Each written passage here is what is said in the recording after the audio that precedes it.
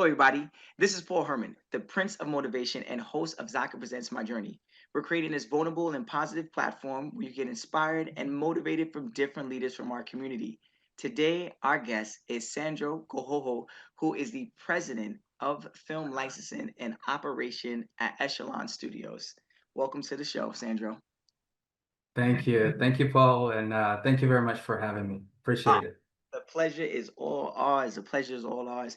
I'm ready to dive into these questions today. But before I dive into these questions, you got to let us know, where are you from, a little bit more of your cultural background. All right. Absolutely. I hope you have enough time to hear this because it's a very long one. Okay, well, come on. Yeah. I'm ready for it. So I was born in Skopje, Macedonia, North Macedonia now, which is ex-Yugoslavia. And that's where I was born, and to parents who are medical doctors. My father is from Ghana and my mother is from Guinea-Bissau, both West Africans. And yeah, so I was born there and moved at a very young age to Guinea-Bissau, West Africa, and spent my youth years there until about 11 or so. And then I moved to Ghana. That was a transformative moment where I had to start, Mm, really understanding. It was a language barrier, it was a different food, it was a lot of different things that I had to learn, and including education. I had to switch from Portuguese immediately to English. mm, Um, and yeah, so those were my early years, and spent some more time in other parts of West Africa. So mm. truly, I consider myself a West African. Okay, okay. Now, Yeah, you just mentioned a couple of places, right? That's a yeah. lot. So just give me a time frame from the when you were born to when did you stop moving? Ooh, stop moving. Okay, so born in Yugoslavia, spent almost a year and then left and spent Guinea-Bissau to about 11 years old.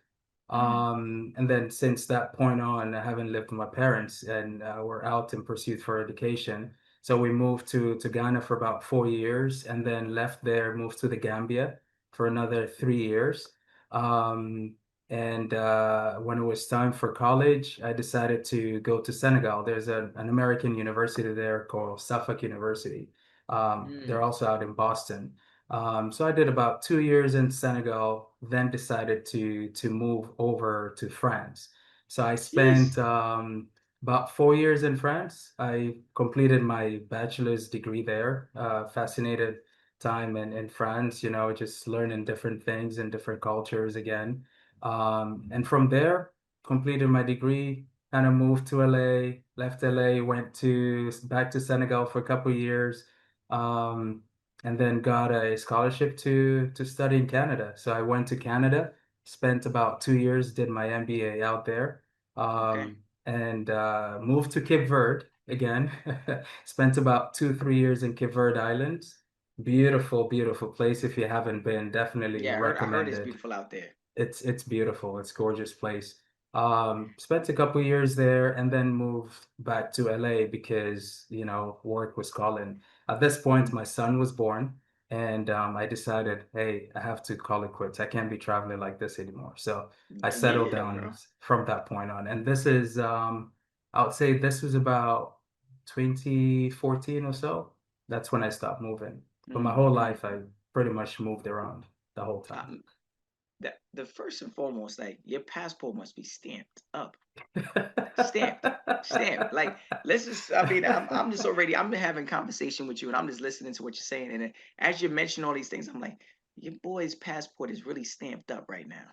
But Yeah, I think there's something that speaks about individuals that do travel, seeing the world, right? You're already as an immigrant, right, coming to the United States, but having the mindset of being like, okay, this is my country. I come to the United States, but still being able to travel to other various different countries and be an immigrant in a sense over there as well too, right? So you right, have right. different perspectives as an immigrant in different countries. Obviously living Absolutely. in LA is a whole different ball game, right? And we're going to talk a little bit more about that. But Yeah. living in different places You know, altogether. I always thought of myself when I understood what the word immigrant actually meant, I realized my whole life I've been an immigrant, because I Yeah. was born in a country where I never really lived, right? And I spent all my life going to different places. And I go back to Guinea-Bissau where I spent my early days. Um, when I speak, I have an accent, right? So people are like, "Hey, where are you from?" Kind of a thing. And you go to Ghana, same thing. People say, "Are you sure you're from here?" And you always kind of justify to people, yeah, I'm actually from here. So yeah, absolutely. It's been but I feel really blessed to have had the Okay. opportunity to be able to do that. Especially because I did it at a very young age. I was able to grow much faster than my peers. Just because every time you move, you have new challenges to Yeah. overcome, 100%. and 100%. I remember I have this one bag that I carried with me everywhere, my gray Samsonite bag. And I could, that was kind of like That's a little credit right there. Let's throw Samsonite in there. Hopefully get a sponsor right there. it was following me everywhere. But yeah, it was just amazing. And I think just learning cultures, just being totally in tune with the new places I went and just enjoying them, that allowed me to really just continue doing this. It was never, I never had a fear of moving to a new place and starting afresh just because of the early years. So for Hmm. me, it was a lot of And fun. how do you feel like your upbringing influenced your values and your work ethic today? My parents, I'll give them a big, very big credit for that because I grew up watching them. My father, similarly from Ghana, he had to move to Guinea-Bissau without planning to do so. He got there and decided, well, I'm going to stay. And he had to start everything from scratch and overcome all of the adversities and learn a new language and get into the new job market and going through not having to having. So just watching them, I had role models at home pretty much that I could Okay. emulate. And watching my mom work truly hard, those ethics and values that I saw them project, there were things that I picked up at a very young age before I moved out. So I always carry that work ethic around with me and trust, making sure that, I'm trustworthy to whomever I deal with. And just some of those values stuck with me. Okay. Okay. Yeah. And then when you talk about your journey, like I mean, you like you said, several different places in sometimes in a short period. Could you share like in your immigration story, and what initially drew you to the world of film licensing and operations? Because obviously there's different things you're picking up wherever you go, right? So how did that even evolve? So as a young man, I thought I would be a medical doctor just because my parents were in the field. But eventually I realized with my sisters, my siblings, at a very young age, we're always playing with cassettes and recording things, almost like media. We're recreating movies, reenacting movies with air condition, turning on air condition to emulate a car engine and doing things like that. You You had know an how kids play. imagination, Lots of because imagination. wow. But I didn't really understand what I was getting into. But during high school, there was a moment where I created a full magazines with again my sister and another friend in the Gambia, and I really wanted to get into the magazine business, right? We did the whole edition, but I think I was 16 at that point, and no young people weren't doing it, so I was stopped immediately. People were concerned that we might get into political arena, which that wasn't a plan, but just out of caution, they said don't do it, so we stopped. Again, I put that in the back burner, never really thought too much about it. But as just life evolved, I realized I started to continuing the same path. Going into France, I was in the media business. And again, working for my first job in the United States, I was dealing with books. Mhm, And mhm. that drew me to Hollywood. So for me, it was definitely something that I always wanted to do. And coming to LA was just a great opportunity to be able to pick that up, definitely. Mm. And what were like in the beginning, like what were some of the early challenges that you faced, breaking into Yeah. the entertainment business? I know it's already a hard business already to break into, but like you must have had several different challenges. And like, how did you overcome it as an immigrant? It was very challenging. Definitely challenging, and I'm sure a lot of other immigrants have had to deal with going to embassies and getting the visa. The it's not an easy process at all. And during that time, what I figured was I was very in tune with working in Africa. So I had to figure out how can I make this work? I want to work in Hollywood. I really love media. I want to do this. But if I cannot change my immigration status immediately to start working in this, how can I make it happen? So immediately I went to work. I found a job, that, was willing to accommodate some of the things that I was willing to work on, which was international business and expansion of what the company was doing overseas, because they were doing already some international business, but Africa I felt was very virgin at that moment. So immediately what I did was I put together a plan and started working remotely from Africa, actually. So when Discop happened, I was already in Senegal, but I had to create a whole blueprint on how we can work remotely from a different location. So I had to adapt from having a phone at the office to going to Skype. This was 2007. So I Yeah, yeah, created yeah, yeah. Skype, and when everything was being printed in the office to be able to submit to the fulfillment department, I said, we don't need to do this. Why don't we create some email system where we can? So I did everything online. So I started working remotely from 2007. And that definitely helped me overcome some of those challenges, instead of just staying put within the US and not having papers and going through all Yeah. those hurdles. So I was able to do that for many years. Mm. Yeah, Now, your current role at Echelon Studios, like you're obviously have a big title, right? You're talking right. president of film licensing and operations. I know that came with a lot of grinding to get Yeah, there, right? And I, yeah. I I know you might, some people might be like, what exactly does that include? Like, what exactly? How do you even get to that title? Let's talk about that. So it took many, many years of grinding. It's just having the understanding, being able to basically work from different departments. I was always curious and always willing to learn new things, even when I wasn't invited to. I always found a way to just learn about different departments. So after a couple of years, I was able to understand fully how should we operate in the new world, right?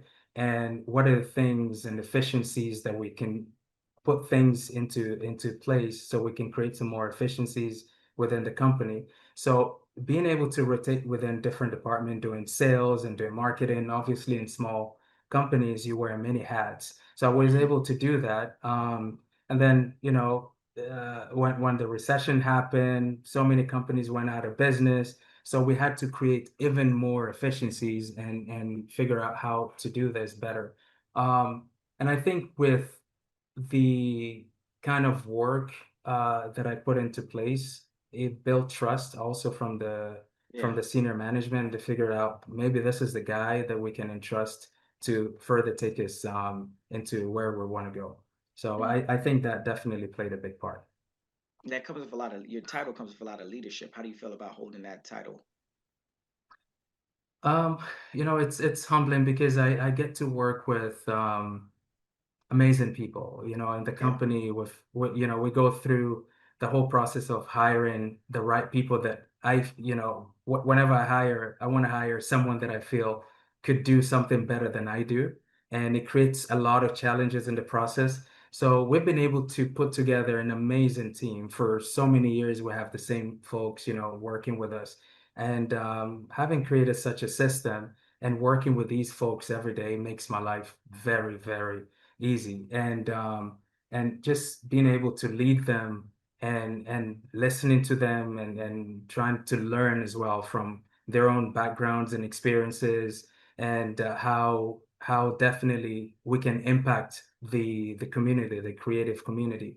I think Hmm. that definitely has played a big role in that. And how do you approach leadership?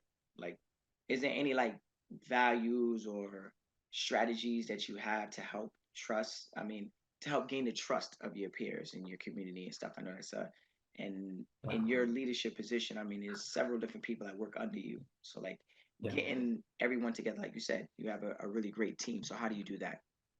Yeah.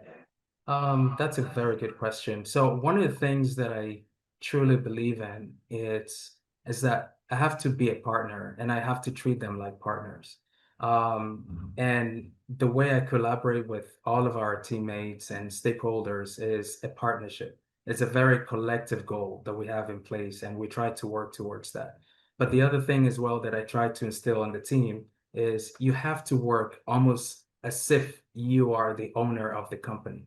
We don't want you to detach yourself from, just not having an interest and you're like, that's your business. No, this is my business. I'm taking care of things.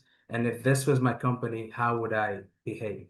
So I've had years when we had ups and downs in the company that I have to stay up until 3 in the morning, 4 a.m., trying to figure out how can we make enough money to be able to afford to pay my colleagues, right? Because I didn't want them to get fired or anything like Yeah. that.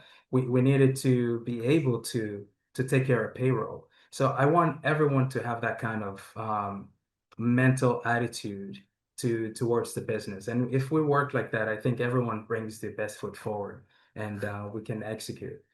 So I think those are the key things that that I try to instill at least within the teammates. And every day we work like that, and I believe when they apply these principles, they all rise in leaders. They all becoming leaders in themselves. Mhm.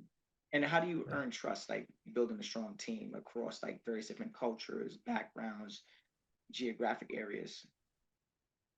Yeah.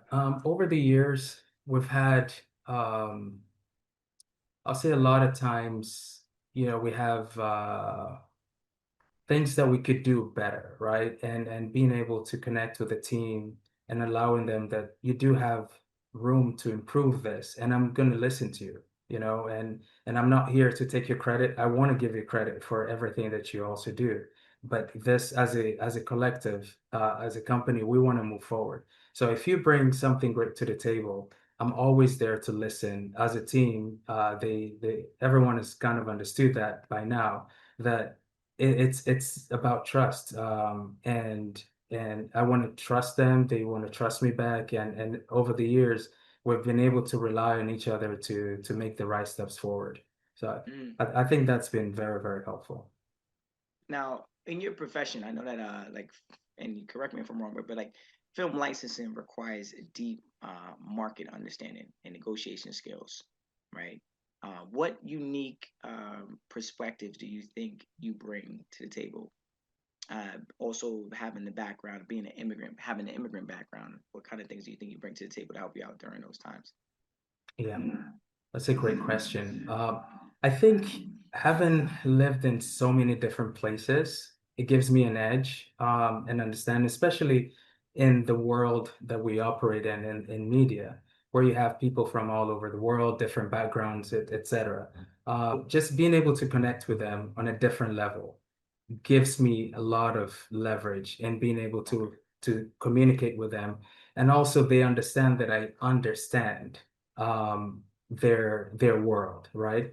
And I think that's definitely helped me out. And with the language factor, I picked up a lot of languages over the years when I lived in all these different countries, immersed myself into their cultures. So being able to communicate with them, we always do it at the Mm. right at the best frequency possible in the room. Let's We go. connect. We're able to understand. I grew up watching content in France, so I understand what really they're looking for. So when I communicate with someone in France, I know what we're supposed to talk about.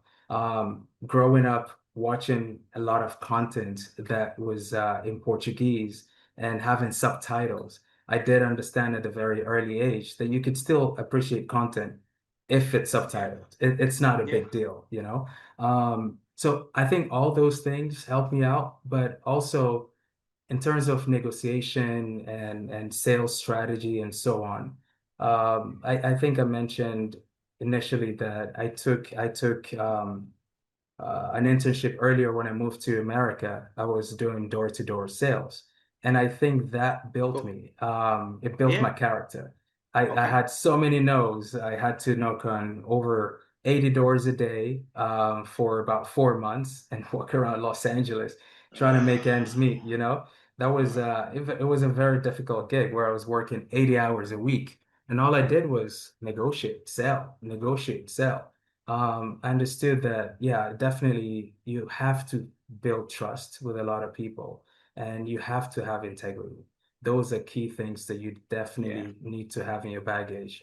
So I think once you carry those, people want to trust you and want to work with you. As long as you have value, you know, you're adding value to whatever Yeah. business they're doing. Yeah. That's some of the top salespeople that I know, or books that I read, podcasts, TED Yeah. Talks, where they're talking about like first off, you got to build a friend. That's first and Yeah. foremost. They gotta, and when you have a friend, you're someone trusting, right? And integrity goes a long way as well too. If the consumer doesn't need the product, shouldn't be selling it to them, right? You Shouldn't be should. doing that, Yeah. But that's it's a good thing that you had that experience. You mentioned that you speak a lot of various different languages. If you could let the Yeah. listeners know how many languages do you speak fluently?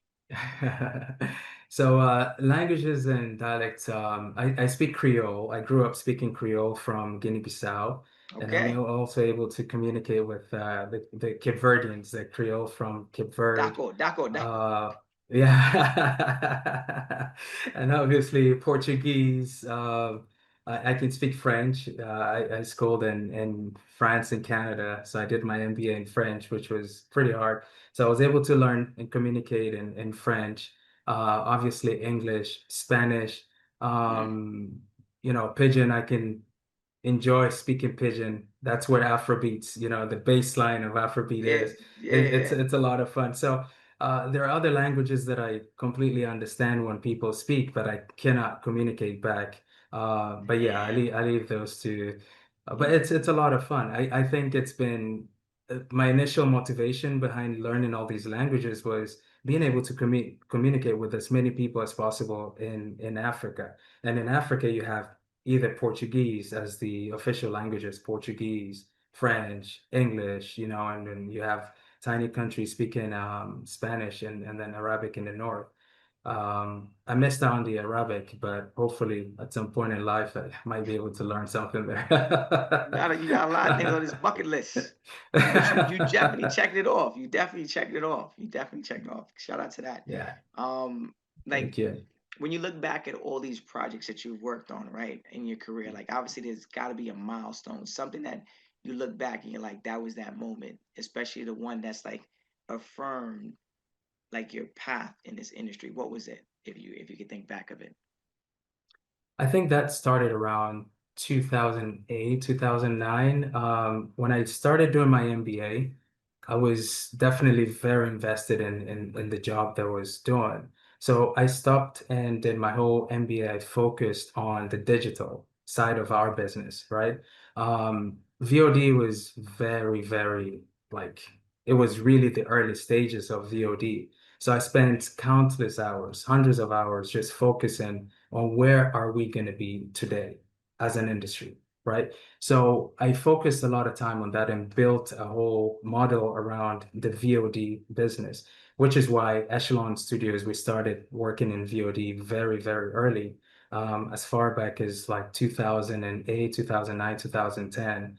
And during those days, we're able to create our own platform. I remember going around knocking on different doors of different companies and selling them VOD platforms. And they're like, what are you talking about? What is this?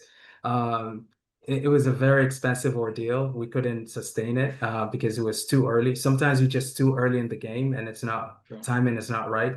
But that, although we could not continue with the VOD business as a platform, being able to create that for many people, I did understand there were great opportunities in that field, and I wanted to continue, with the company. And then what we ended up doing was striking deals with like-minded folks. And I remember I used to meet with Tom and Hicks of Tubi, who was a co-founder. And this was like as early as maybe 2012 or so. And we'll talk about business and we'll talk about content. Amazing guy. And I just knew that this gentleman knew what he was doing. So we started betting on companies like Tubi, providing them content. Similarly, Okay. we did the same with Roku at the very start, Okay. from the Yeah. day one. Plex, the same thing on day one. Greg would know all of these guys, definitely. And same thing with Roku. So all of these companies, I think, starting really early with them on the VOD business. For me, those were definitely like nice milestones to look back to and say, hey, we're actually there and we made the right bet. Mm-mm. You Yeah. definitely have some history right here. You Yeah. definitely have some history. You know, you've been putting in some work. And the crazy thing about it is that you've been able to have a lot of this great success and still travel at the same time. Yeah. You know, Yeah. it's sometimes you don't really find both of those.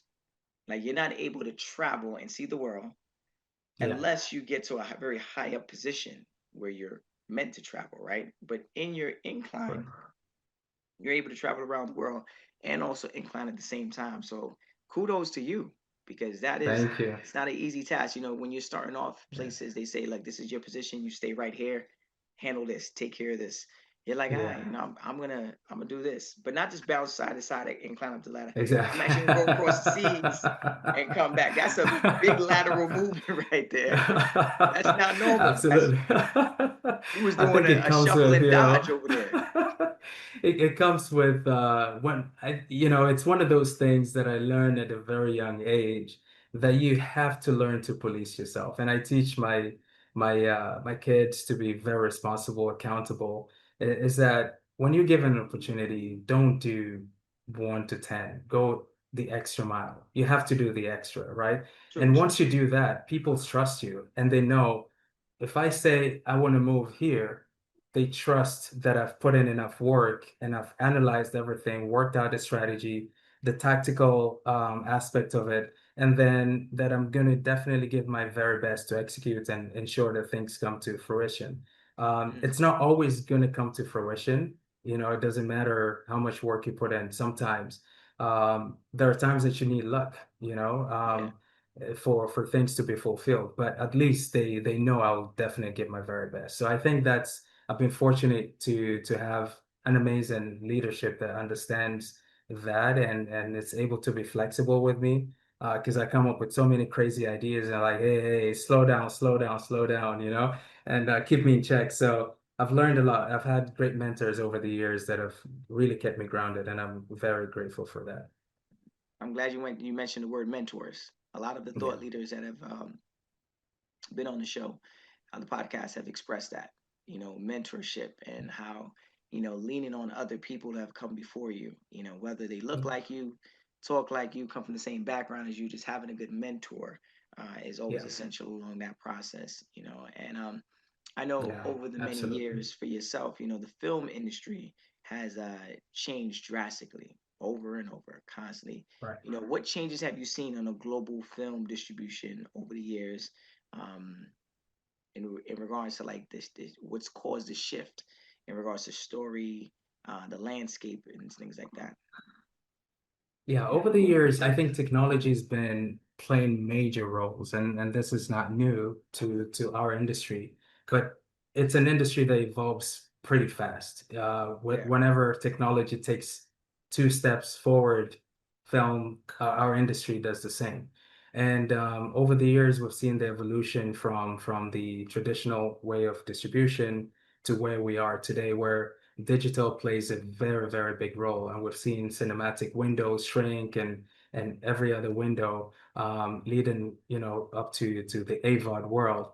But I think that is not the end of it.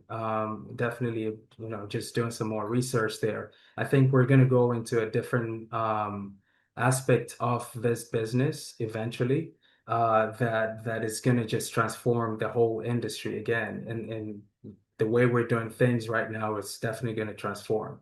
Um, but yeah, that said, also I think the digital distribution or just the streaming platforms have created sort of like a level ground, playing field for content creators, right? Independent films can now be, you have a poster of independent film here and then a major studio on exactly the same platform. And it's now audience-led decision-making process where you look at this poster versus that one, what do I feel like watching, right? That wasn't Yep. the case before because we're playing with, it's big money versus small money. It wasn't a level playing field. But nowadays you have small films on a streaming platform outperforming the big budget film by 10x, Yeah. And I think that's a pretty exciting moment for a lot of content creators.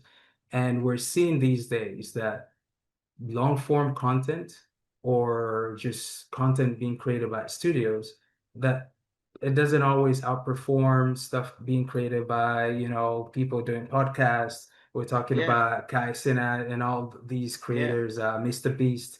These guys are pulling in numbers bigger than maybe cable, Yeah. combined. By And themselves. by themselves, absolutely. So it's transforming the whole Wow. industry and the way we look at things. So I think definitely some of the bigger players in the industry are going to start to, they have to, right? Reevaluate things and look at how should we do things. They can't move like elephants anymore, and allow smaller players to come in and take the crown, because that's what pretty much happened when we transitioned from, as we were going from cable into VOD. Everyone was Yeah. moving Blockbuster. slowly. Yeah, exactly. Blockbuster Everyone took their Netflix. time. Yeah, it was like, we good. We got these We VHS good. We got tapes. We these got the guys. DVDs. Netflix came Absolutely. in. Yeah, But exactly. So I you think are everyone has to mentioning. rethink the strategy. Absolutely. So we're gonna have more of that. I don't think it's over. The VOD, it's not the end of it. AVOD, I mean, there's gonna be more. It's coming very soon, and we're definitely working on that next level thing. We're pretty excited by it, but it's too early for us to kind of announce what that's gonna be. But definitely it's something pretty exciting for us. Mhm. Now you bringing up a good point. I do like what you just said. You can't keep moving like an elephant. Yeah, That yeah, that right there sums it all up. Because you're right. right. You look at someone like a Mr. Beast. You look at all these individuals, like you said, like these people are pulling more money than the CEOs of large companies, and that Absolutely. happened overnight. Yeah, Mind you, these yeah, CEOs work for years to see those zeros, those dollars, the 7, the 8 figures, 9 figures, whatever it is in their bank account, exactly. and then you got someone who just in a matter of a year, I Low budget, right? no budget. I know the game changed when I saw people filming movies on phones. I said it was Exactly. over. I said this is it. This is This it. this is it. This is it. Yeah. I already knew that the social media, the content creators were already doing a big job, but I was like, okay. But when I saw big box movies being filmed on phones, I said, Yeah. all right, now the world's coming to a whole different playing page right now. It's The amazing. arena It's is it's different, just and it's it's different. anyone could win, Yeah. but it's Yeah. still you still got to put the work in. You have to. And looking at how content is consumed, right? You have the young folks today, their attention span is different from what Yeah, what we're used to. I can still watch a whole soccer game, 90 minutes. They're fidgeting. They can't wait to get up and move and do yeah. something Let me go to else, the kitchen. Let me go grab something. Let me go It's like, outside, what's ride my going on bike, here? come back, watch the last quarter. You're like So you when I missed see everything. you see all these kids, what they're watching today, you say, wow, this is what you guys are actually watching. So we have to sit back and reflect on these things. That we understand that, look, the way business was done before and the way we produce content sort of has to change. We have to adapt it. Adapt, your risk mitigation has to change. There are lots of factors that we have to take into consideration, because the way things are being done, especially today with the AI, being inserted into this whole equation. And AI is being fed by Hollywood for a lot of reasons. A lot of people putting in AI content to educate the machine, and it's getting wiser and wiser every Yeah, day. It's going to get yeah, to a point where a lot of people cannot. decipher between one or the other, you know? Yeah. So we're gonna have to really rethink how we do business. And I think being in the distribution business is pretty exciting. It just keeps you young. It's Yeah, never gets old. Yeah, it's good. You know, it's always good to be in an industry that's always evolving, but you gotta stay current. It's a very hard thing, you know what absolutely. I'm saying? That's the word. It's like the medical field, right? It's Mhm. something's always you're always finding a new practice, a new medication or something, but you gotta be a student, you know? Yeah, You gotta really like invest in being a good student so you can always pick up the new things and new trends. And it's, you know, like you said, the attention span of these kids nowadays is totally different, right? So it's different. it's just Yeah. got to meet them where they're at. You know, what advice would you give for like an immigrant or first generation professional who wants to enter into like the film industry, but feels like they lack access to like a network? I'll say nowadays we're talking about different opportunities, and it's no longer just here in Hollywood. Now you can sit in Ohio, you can sit in England, you can sit anywhere in the world and create content. I'm working with creators from Nigeria, you know. The industry is kind of expanded. It's everywhere. So first of all, you don't have to only look into Hollywood. You know, you can look into different parts of the world and still be part of this industry. And today we have lots of resources online, lots of people willing to be mentors and educate. And I have a lot of people reach out through LinkedIn and say, "Can you please mentor me, teach me about this?" You know, there's just so many resources out there can that people can use. To get educated and be able to at least prep themselves for the industry. But definitely, I'll tell everyone to stay firm and you know, keep believing and keep pushing forward. It's there. You have to have faith. It doesn't come Yeah. easy. You have to have faith and keep educating yourself. That's very, very essential. So I think that's one of the things that I would definitely encourage a lot of folks to do. And definitely our space is so diverse, so diversity, the immigrants around the world or those in the United States, you know, they all have a place in all these organizations to be able to make informative decision or be part of the decision-making process, you know, because these content do affect all of the different communities that we're talking about, you know, the True. Hispanic True. community, the African community, you know, everyone, the Asian community, everyone does have something that they want to consume, you know, from the industry. hmm Now, looking forward into the future, you know, with Echelon Mhm. Studios, like, what is the impact you're hoping to make through your leadership in film? Yeah.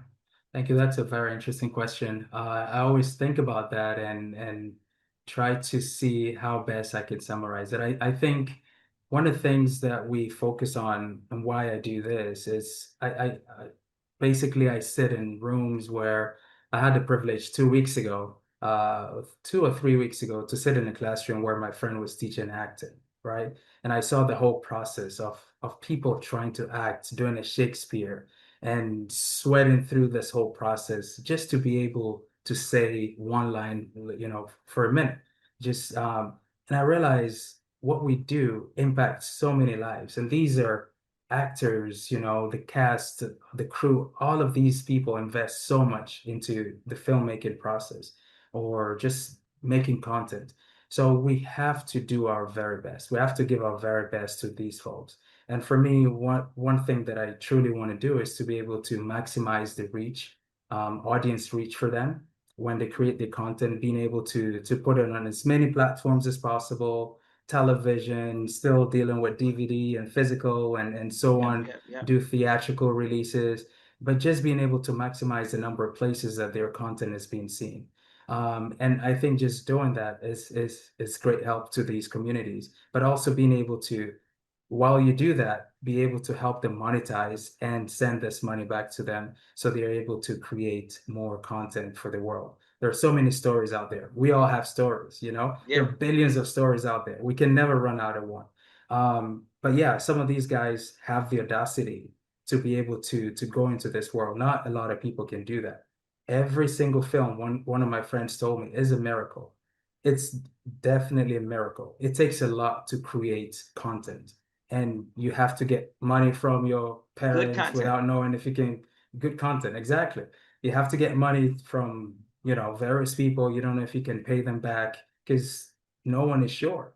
Like, am I going to make this money back? Right? Yeah, So I think we that represent a lot of these folks, we owe them that to do our very best to get them out there at the very least, for them to be seen and being able to monetize. So I think that's definitely one of the things that I want to do for the underserved creators, being able to create one of the largest platform for them to be seen. mm, mm. Well, Yeah, congratulations on that, Sandro. I think thank you've you, done a lot of great things over the many years, and I could only imagine what you're going to be doing in the years to come with the company, but also just in your thank you, personal life, traveling. I mean, I know that it doesn't seem like you're thank going to you. slow down on that, No, and it there's a seems lot of like goodies that come with yeah, it seems like you're gonna be that. sharing that with the family as well too. So, Yes, yes, kudos to yes. you for having that moment in time to kind of, as an immigrant in so many different places, but then applying that grit, that hunger, um, that understanding and appreciation of life in general. For so many different cultures, right? To apply it every single day now to your everyday life, right? I feel like you Yeah, being the leader that you are right now is beautiful because you have different perspectives and the understanding of so many other people, and that is why you're so trustworthy in this game, and that's why people love you for who you are. thank you, When you're able to thank you, relate to Paul. people, I mean, I think that speaks volumes.